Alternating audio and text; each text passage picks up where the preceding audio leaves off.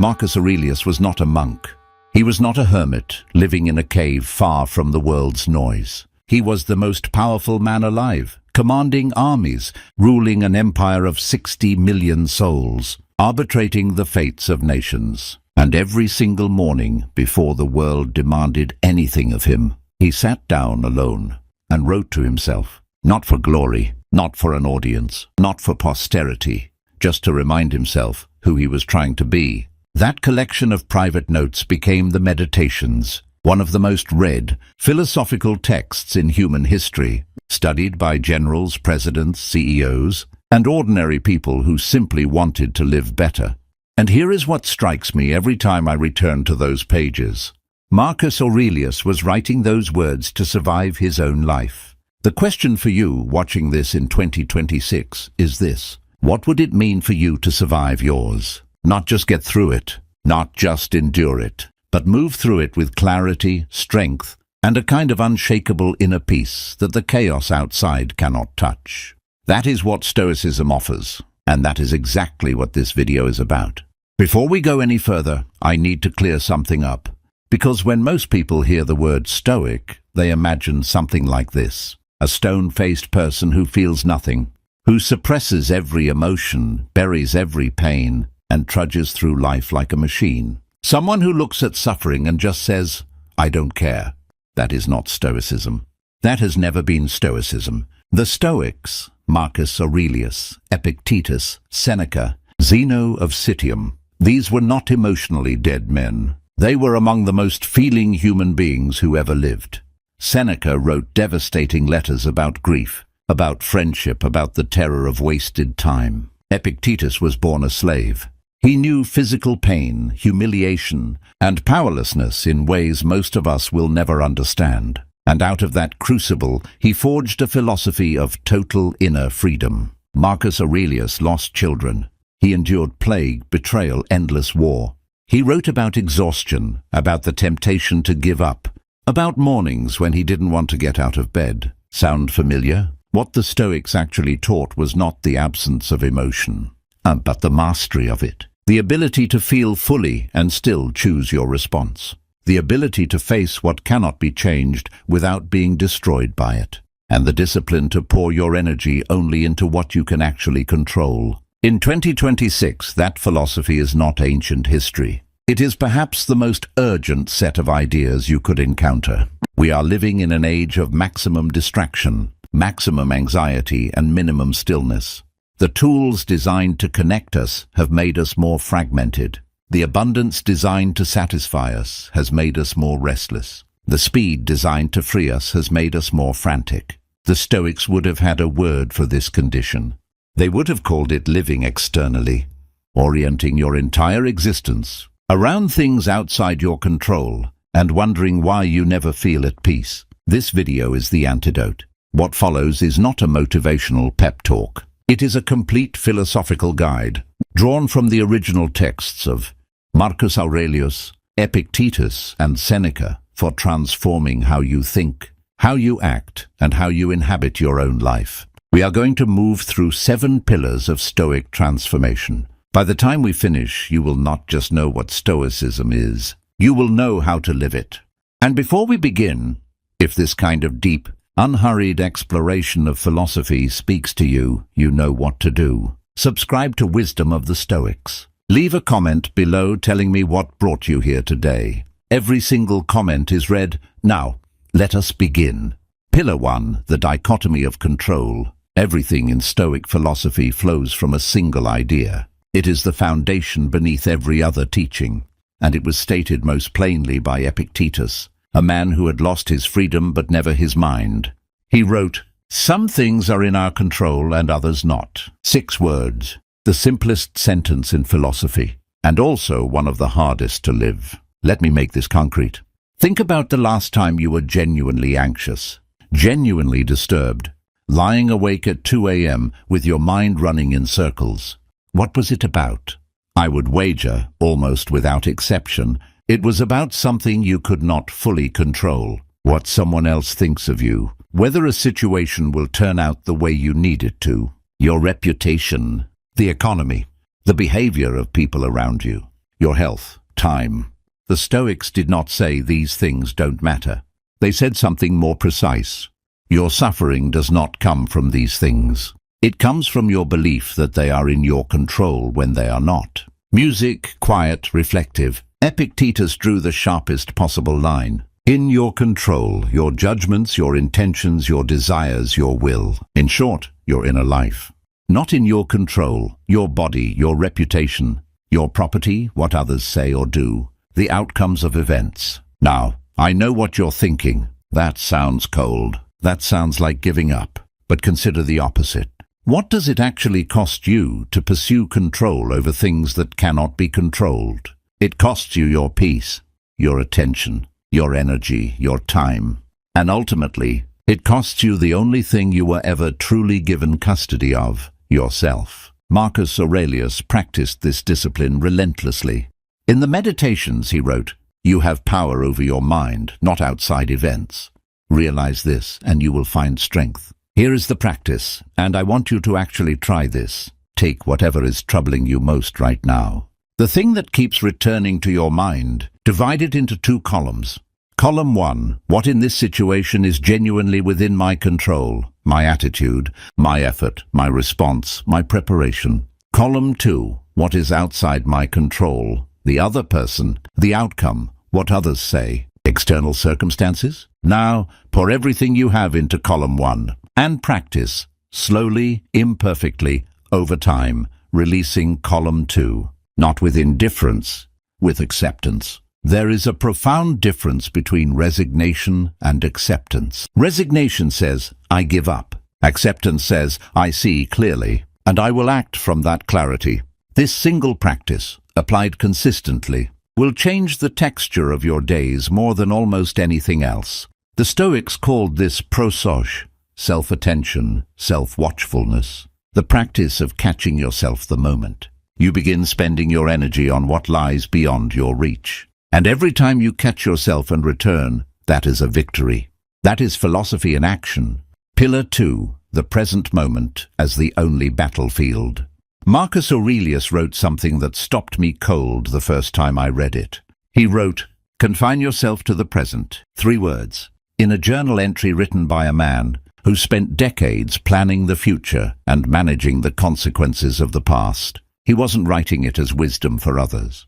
He was writing it as a reminder to himself, a correction, because even he, a Stoic emperor, kept drifting. We all do. The mind, left unattended, does not live in the present. It lives in a ghost town of past regrets and a fantasy city of future anxieties. You are at dinner, but your mind is at tomorrow's meeting. You are with someone you love, but your attention is on an argument that happened 3 days ago. You are alive right now, and you are somewhere else entirely. Seneca named this with devastating clarity. He wrote, "We suffer more in imagination than in reality."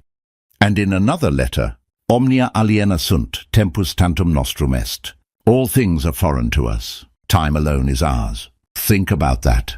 Everything else, your house, your money, your reputation, your relationships can be taken, have been taken from people far stronger than you or me. But this moment, the way you are inhabiting it right now, that is yours, and only yours. The Stoics were not teaching a crude live-in-the-moment philosophy. They were not telling you to be impulsive, to ignore consequences, to forget everything you've learned.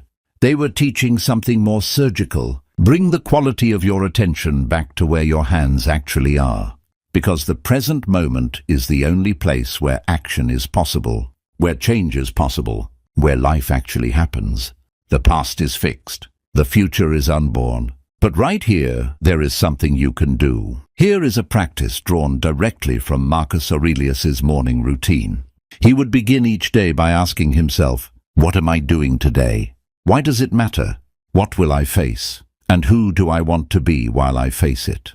Not a manifesting exercise, not a visualization of success, a simple act of attention, of intentional presence before the day took hold. Try it tomorrow. Before you reach for your phone, before the notifications begin, sit with these 3 questions. What is in front of me today? What do I actually value? Who am I choosing to be? It takes 4 minutes, and those 4 minutes will do more for your sense of direction than hours of scrolling ever could. Pillar 3. Amor fati, the love of fate. There is a concept in Stoic philosophy so radical that even after years of studying it, I find it challenging. The Stoics called it amor fati, love of fate, not acceptance of fate, not tolerance of fate, love of it. The idea that everything that happens to you, every failure, every loss, every humiliation, every illness, every door that closed in your face and was not a punishment, it was material. Marcus Aurelius wrote, "A blazing fire makes flame and brightness out of everything that is thrown into it." Epictetus put it differently. He said that obstacles do not block the path, they are the path. This is not a motivational poster sentiment. This is a hard, practical philosophy. Let me show you what it actually means. Every capacity you have right now, every quality in you that you genuinely respect, was formed by difficulty. Your patience was built in situations that had no patience for you. Your resilience was built in seasons when you had every reason to fall apart. Your judgment was built through the mistakes that were too expensive to repeat.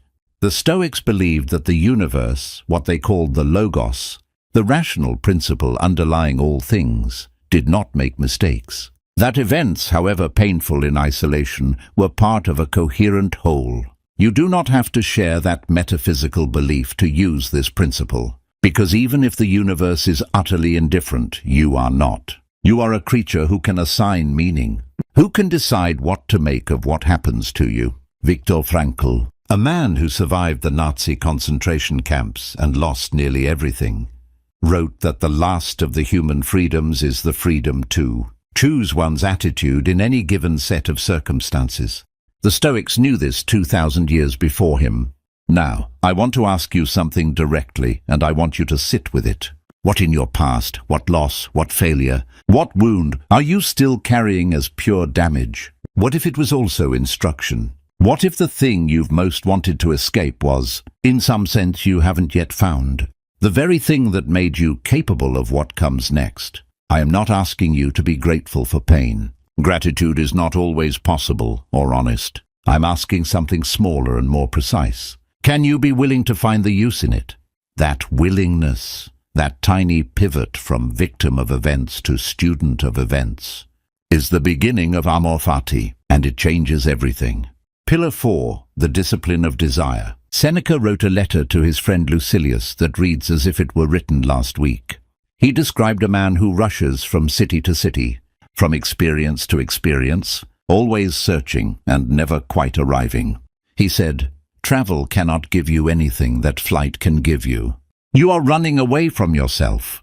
We live in a civilization engineered to manipulate desire. Every platform you use, every advertisement you encounter, every algorithm that feeds your attention, all of it is designed to produce one specific psychological state. The feeling that what you have is not enough. And that feeling is extraordinarily profitable for other people, and extraordinarily expensive for you.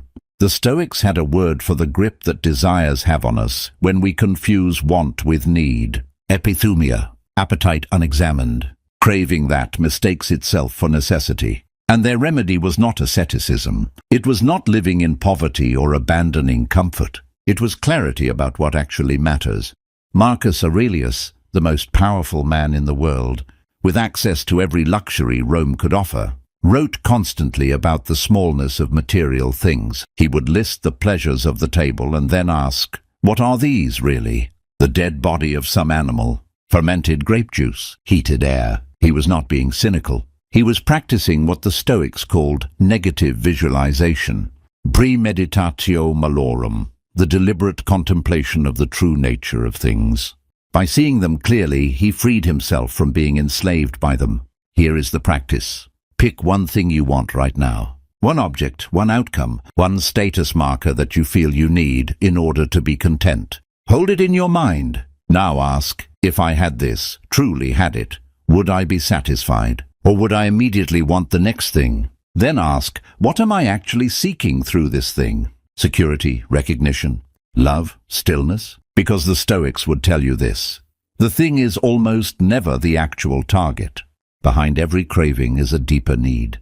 And the deeper need for peace, for meaning, for connection cannot be purchased. This is not a lecture against ambition. Stoicism does not ask you to stop striving. It asks you to know why you're striving, and to find your contentment in the striving itself, not contingent on the outcome. Seneca wrote, "He is a wise man who does not grieve for the things which he has not, but rejoices for those which he has." That is not passive. That is the deepest form of abundance.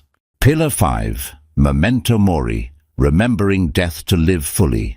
In ancient Rome, when a general returned from war in a great triumph, a procession through the streets, the crowds roaring, flower petals falling, there was a man who rode in the chariot beside him.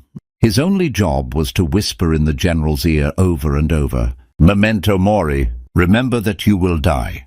Not to ruin the moment, to make it real. The Stoics were unusual among ancient philosophers for making death a constant meditation, not in a morbid or despairing way, but as the sharpest possible tool for clarifying what matters. Marcus Aurelius wrote, "You could leave life right now. Let that determine what you do and say and think." Think about what that sentence does. It collapses every petty grievance, every manufactured drama, every week spent on someone else's priorities, every evening wasted on content that left you feeling empty. If today were your last, not dramatically, not as a fantasy, but genuinely, as a philosophical possibility you hold lightly, what would you stop doing? What would you do instead? B-roll, an elderly person's hands, a child running, a window in afternoon light. Seneca wrote one of the most arresting lines in all of philosophy, "Non defertur vita transcurrit." Life is not postponed, it passes. He was writing to a wealthy friend who kept saying he would begin to really live once a certain thing was finished, once a certain goal was achieved, once the circumstances were finally right. Seneca told him, those circumstances will never be perfectly right. And while you wait, the days go. They are going now. I want to be direct with you for a moment. Not as a philosopher, as someone who has sat with these texts long enough to feel the weight of them. Whatever you are waiting for permission to begin, a change, a conversation, a creative project, a relationship, a season of your life you keep postponing, the Stoics would tell you that the waiting is not neutral. Every day spent waiting is a day spent on something else. You are not pausing your life.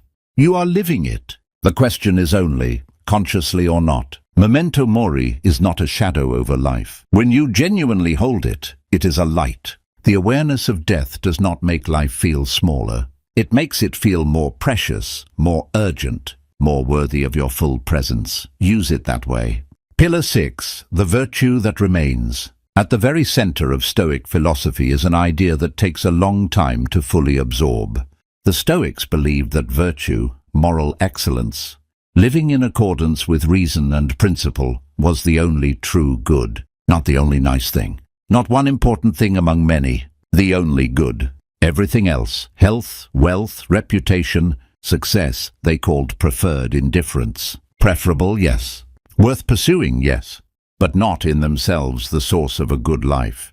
This sounds extreme. It sounds almost inhuman, but consider what it actually gives you. If virtue is the only true good, and virtue is entirely within your control, then no external circumstance can rob you of a good life. You can be ill and live well. You can be poor and live well. You can lose your reputation and live well. Because a good life, for the Stoics, was not a life of fortunate circumstances. It was a life of right action, of integrity, of choosing to be the person you want to be in every situation you find yourself in. Marcus Aurelius, on the battlefield, in the palace, in the grief of loss, in the exhaustion of 30 years of service, kept asking himself the same question, am I being the person I want to be right now? Not, am I winning? Am I comfortable? Am I approved of? Am I being good? This is the question that outlasts every external measure of success.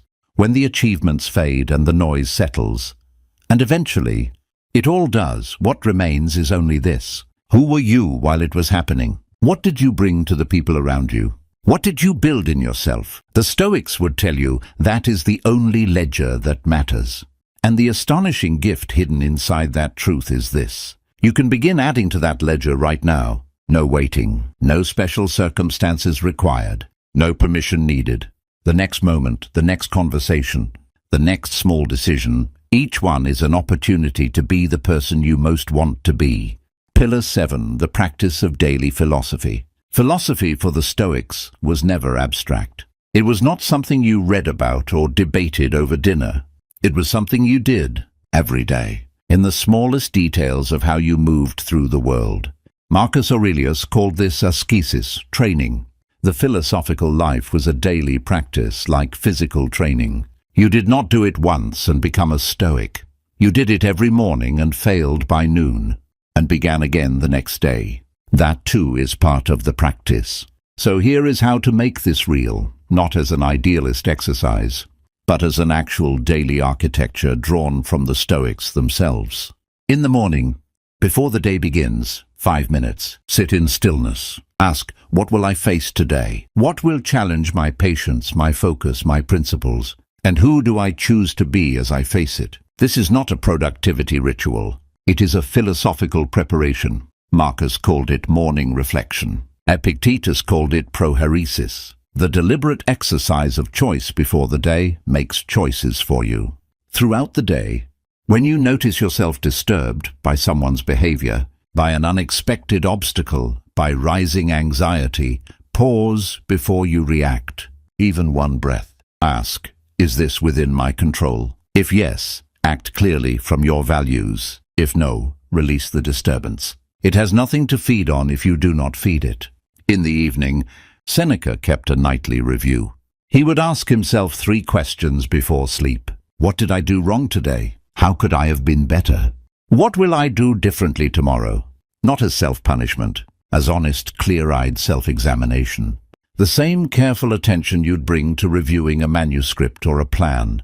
The Stoics believed that a life unreflected upon was a life lived in someone else's narrative. The evening review was the act of claiming your own. None of this is complicated. None of it requires a retreat or a course or special equipment. It requires only this, a sincere willingness to pay attention to the quality of your own inner life, and the patience to begin again every single day when you fall short. In 65 AD, the Emperor Nero ordered Seneca to take his own life.